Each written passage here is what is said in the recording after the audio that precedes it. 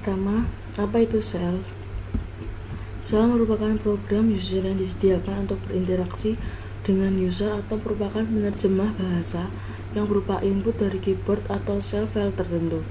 Sel sendiri bukan merupakan bagian dari kernel, namun sel menggunakan kernel untuk menjalankan sebuah program, file, dan lainnya. Jenis-jenis sel ada 4.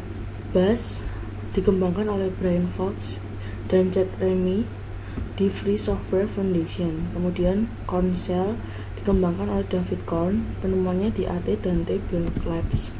Kemudian C-Shell dikembangkan oleh Bill Joy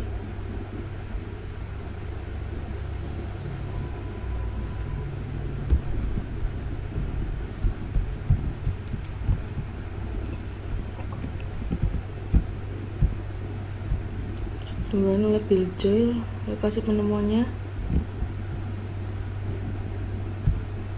di TCSH Berkeley Unix.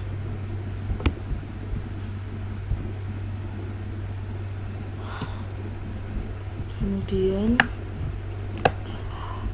Bash merupakan salah satu jenis shell programming yang umum digunakan pada sistem operasi Linux.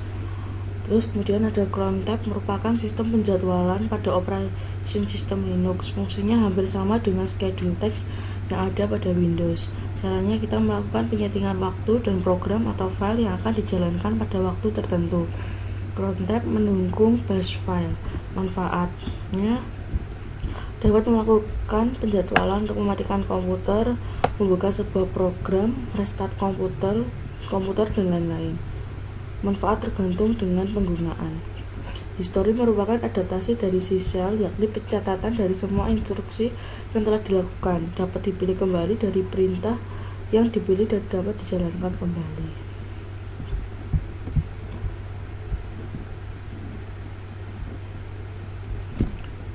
Kemudian arti perintah dari cat base profile merupakan fitur tilde di referensi dari CSH digunakan untuk mempermudah mereferensi file dan direktori pada home di direktori. Cat merupakan perintah untuk melihat sebuah isi file, sedangkan file yang dibuka adalah base profile.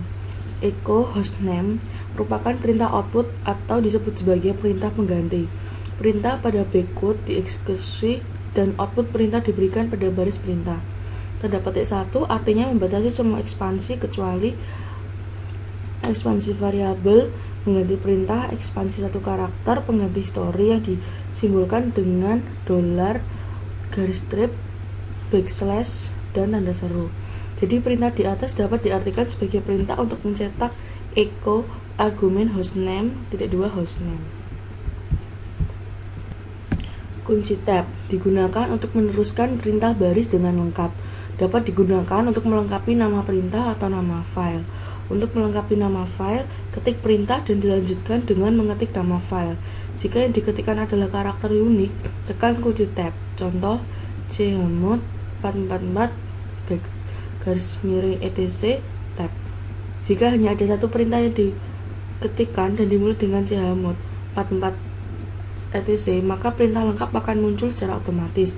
Misal ketikkan sebelumnya chmod 444 /etc/group/group.d. Cukup dengan menekan tombol tab di keyboard. Di sini fungsi variabel dan kegunaannya. Variabel merupakan dasar penyimpanan yang isi atau nilai sewaktu-waktu dapat berubah baik oleh eksekusi program atau proses lain yang dilakukan oleh sistem operasi.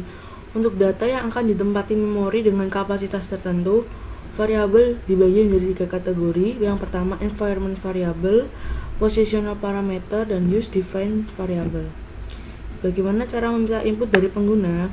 Kita dapat menggunakan perintah read, yang artinya dia akan membaca setiap inputan yang dimasukkan oleh user. Contohnya, dengan mengetikkan bin/bash rdl echo strip n nama Anda, maka dia akan membaca inputan nama dengan ini echo hey nama yang telah diketikkan, apa kabar, maka akan dikeluarkan tolong pesan kesannya untuk saya. Kemudian dia akan membaca kesan tersebut. Pertama adalah untuk membaca variabel nama yang dimasukkan user, kemudian isi variabel dengan mengetikkan $ nama variabel. Kemudian ada fungsi logika AND OR, digunakan dalam mendukung pengambil keputusan, yang sering dipakai strip O benar jika salah satu statement bernilai benar, strip A benar jika keduanya bernilai benar, AND NN. Tanda seru membalikan nilai sebuah statement. Ini sintaksnya. Kemudian operasi matematis yang bisa digunakan. Ada tambah, kurang, kali, pangkat, bagi, mod atau modulus, atau biasa dikenal dengan sisa bagi, diberikan tanda simbol persen.